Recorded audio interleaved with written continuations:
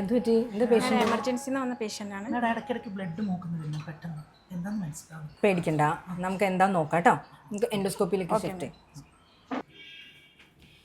മൂക്കുന്ന് ചോര വരുന്നത് അത് എല്ലാവർക്കും ഒരു പേടി സ്വപ്നമാണ്. 80% ചിലപ്പോൾ ഒരു കുഴപ്പമില്ലാത്ത നമ്മൾ ഏതൊരു അവസ്ഥ നോക്കുകയാണെങ്കിലും 80% നമ്മൾ അതിനെ സിമ്പിളാക്കി എടുക്കുകയും ചെയ്യാം, ഏറ്റവും സീരിയസ് ആയിട്ടുള്ള കാരണങ്ങളാക്കി എടുക്കുകയും ചെയ്യാം. അതുപോലെ തന്നെയാണ് മൂക്കുന്ന് ചോര വരുന്നതും.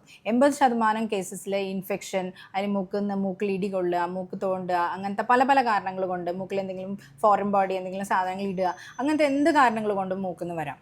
പിന്നെ ഏറ്റവും സീരിയസ് ആയ കണ്ടീഷനും ഇതിനുണ്ട്.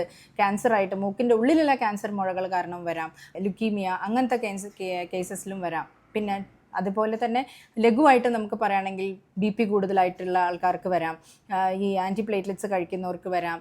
പിന്നെ അതേപോലെ തന്നെ കിഡ്നി ഫെയിലിയർ, ലിവർ ഫെയിലിയർ അങ്ങനെയുള്ള പേഷ്യൻസിന് വരാം, പ്രഗ്നൻസിയിൽ കൂടെ വരാം. അപ്പോൾ എന്ത് തന്നെ ആയാലും കാരണം കണ്ടെത്താതെ നമുക്കിതിലൊന്നും ചെയ്യാൻ പറ്റില്ല. ആദ്യം നിങ്ങളൊരു എൻഡോസ്കോപ്പി ചെയ്ത് അത് എന്താണ് കാരണം നമ്മൾ കണ്ടുപിടിക്കാൻ ഒരു ENT സർജനെ സമീപിക്കണം.